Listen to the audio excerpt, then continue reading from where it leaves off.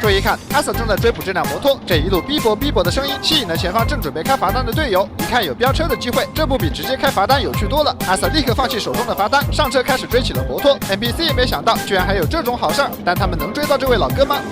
警灯一开，悠哉悠哉，赶快去拿纸，蹲下就开始。欢迎收看《最后的自由》，讲美国老哥最后的自由。现在，这位来自 GSP 名叫琼斯的阿瑟，在路上巡逻时，发现2辆摩托正停在路中间聊天。这不仅是把马路当自己家了，而且2人都没有车牌。其中的一位老哥在见到阿瑟的一瞬间，更是油门焊死，立刻开始跑路。这反常的行为让阿瑟瞬间就来了兴趣，放着不跑的老哥不要，立刻开追。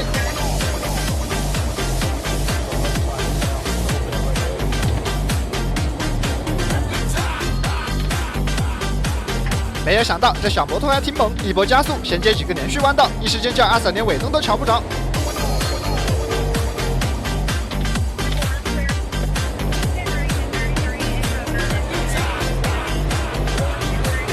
雷达显示，老哥的最高车速一度达到了170公里每小时，这个速度对于仿赛来说并不快，可老哥却是驾驶了一辆 KTM 的街车，这辆车搭载690cc 单缸水冷4冲程发动机，最大马力74，最高车速也不过190公里，所以跑在170并不是老哥的问题。而此时老哥心里一惊，因为才刚越过这个山坡，就在道路的尽头看见了一辆氛围灯等候多时，尤其是看见阿瑟站在车外，以为有埋伏的他连忙躲到一边，没想到这阿瑟只是在给 NPC 开罚单，不过在他经过之后，就如同贪吃蛇一般，这位阿瑟放弃了 NPC， 选择跟在后面旁观，看来上只开罚单不追车的班，阿瑟也不太喜欢，而莫名其妙逃过一劫的 NPC， 只怕是高高兴兴拿交罚单的钱拿去买彩票了。不过老哥此刻的心情是截然相反，明明是往偏的走，怎么还能帮阿瑟喊来队友？于是他再次加快车速，想要和阿瑟拉开距离，但别忘了阿瑟所驾驶的道奇充电器，哪怕是面对仿赛也有一战之力，在这大直线上跟上老哥简直不要太容易，一脚油门下去都不需要车技。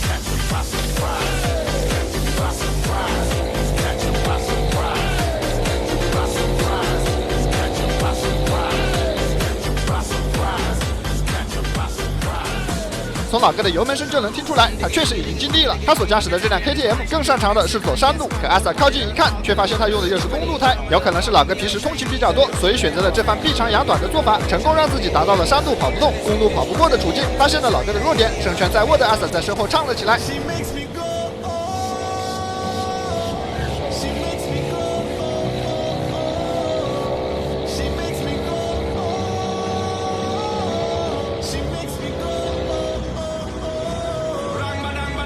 现在老哥所处的位置位于佐治亚州中部一片名叫托马斯顿的地区，沿着这条路可以越走越偏，但他的运气却是相当不好，因为他也没想到这么偏的地方，前方居然又出现了一位阿瑟，而他也是刚拿下一位尾灯不亮的 NPC， 准备开罚单，就听见了来自队友的求助。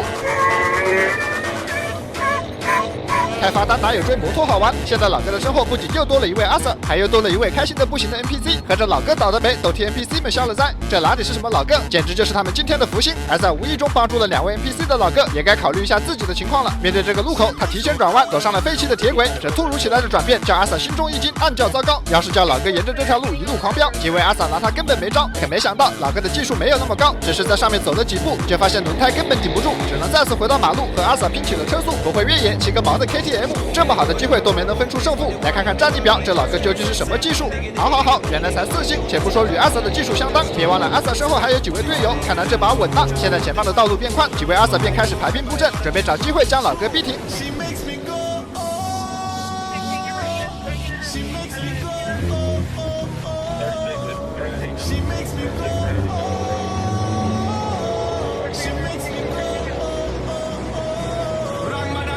或许是感受到了来自身后氛围灯的压迫力，老哥的车速明显比刚才更快，而他这一路所选择的路线让我严重怀疑他更喜欢的是仿赛。但如果就这样跑下去，哪怕身后的阿瑟再菜，老哥也会因为燃料耗尽而逃跑失败。或许阿瑟们也是抱着这样的想法，所以并没有全力以赴去对待，毕竟只要老哥自己投降，就可以避免一些没必要的伤害。但老哥似乎并没有这样的想法，阿瑟们的手下留情，给他调整状态，创造了时机。趁着这个机会，跟我用妙界蒸汽雾化眼部按摩仪放松一下，它集雾化、点阵、按摩、热敷4合一，不仅能让我的眼睛喝饱水，还能给眼袋来个特殊照顾。我坚持用下来，不光黑眼圈淡了，连去医院做雾化的钱都省了，而且新一代点阵还带降噪，不怕吵得老磕头。阿瑟用过都夸妙，大家天天盯手机，眼睛又酸又涩，脱成干眼症，青光眼治不好，不如靠妙妙提前养护。它出雾量大，还细密，搭配热敷，泪液哗哗分泌。眼肿的时候我就搞个冰敷，消肿去红效果贼好。还有它升级的点阵按摩头，把眼周穴位精准按透，眼袋太阳穴也能单独关照，比我自己做眼操还舒服。按完头脑都能清醒不少。5种模式，续航持久，里面的弧形鼻翼设计，不压鼻还真遮光，我就爱年蓝牙放点小曲，晚上睡得香，白天精神都变好了。评论区领券只想底价，1年以换代修，价保运险都齐，放心冲。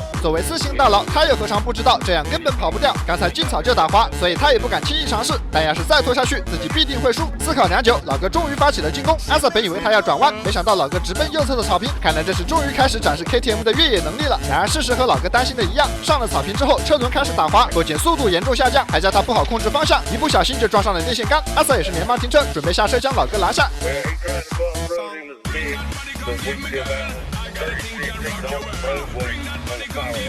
很明显，老哥要比阿瑟更快一步，在摔了一跤之后也彻底适应了这条路。爬起来的他居然爆发出了如此速度，仿佛在摔了一跤之后，他知道了怎么驾驭这辆 KTM。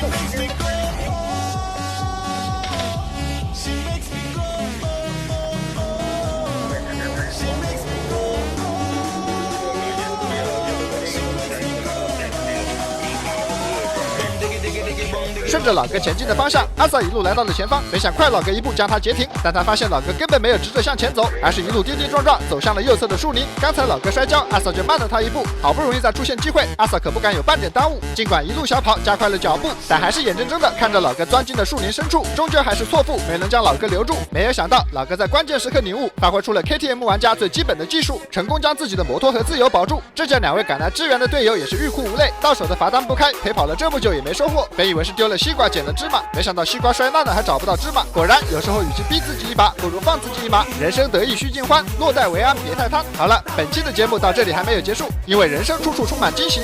别忘了，初见老哥的时候没有车牌的人可是有2位。瞧瞧这阿瑟得意的坏笑，原来支援的队友早已将其悄悄拿下，也算是给本次行动捞了个保底，不至于一大群人空手而归。可真是个小机灵鬼，没有想到最后居然是这位老哥承受了所有。好了，本期的节目到这里就结束了，感谢大家的观看，我是最后的自由，我们有缘再会。